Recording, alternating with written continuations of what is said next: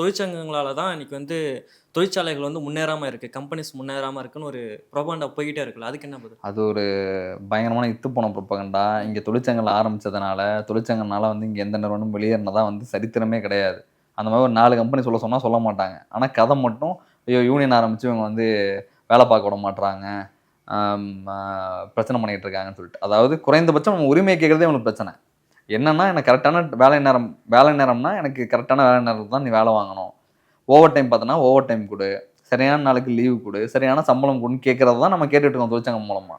அத தாண்டிலாம் நம்ம பெரிய லாப பங்கிலாம் கேட்கல. இப்ப Samsung எவ்வளோ லாபம் சம்பாதிக்கிறோ, அதெல்லாம் எனக்கு பகிர்ந்து குடுன்னுலாம் யாரும் கேட்கல. நீ சம்பளம் ரொம்ப கம்மியா தர. எனக்கு குறைந்தபட்சம் எனக்கு என்ன சம்பளம் அதிகமாக்கி குடுக்கணுமோ, அத குடு அப்படின்னு தான் கேட்கறாங்க. பேர் மினிமம் தான் இங்க இருக்க தொழிற்சங்கம்லாம் கேட்கறது. அத அவங்களால ஈஸியா குடுத்துற முடியும்.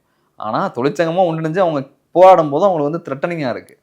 ஏன்னா, என்னைக்குனாலுமே இந்த தொழிலாளர் வர்க்கம் அப்படின்றது, இந்த யூனியனைசேஷன் அப்படின்றது, அந்த நிறுவனத்த எதிர்க்கக்கூடிய பொட்டன்ஷியல் உள்ளதுன்னு இவங்க எல்லாருக்குமே தெரியும்.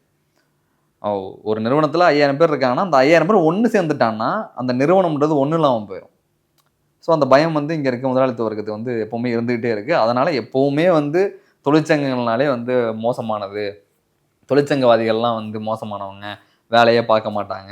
வேலை பண்ண விடாம பண்ணுவாங்க அப்படின்றத ஒரு புரொபகண்டாவா பண்ணிட்டு இருக்காங்க. அந்த புரொபகண்டா காலம் ஃபுல்லா பண்ணிட்டு தான் இருப்பாங்க. ஆனா நம்ம ஒவ்வொரு தடவையும் வரலாற்று ரீதியா இந்த மாதிரியான பிரச்சனை நடக்கும்போது நம்ம என்ன புரிஞ்சுக்கிறோம்னா, தொழிற்சங்கம் மட்டும் தான் தீர்வு.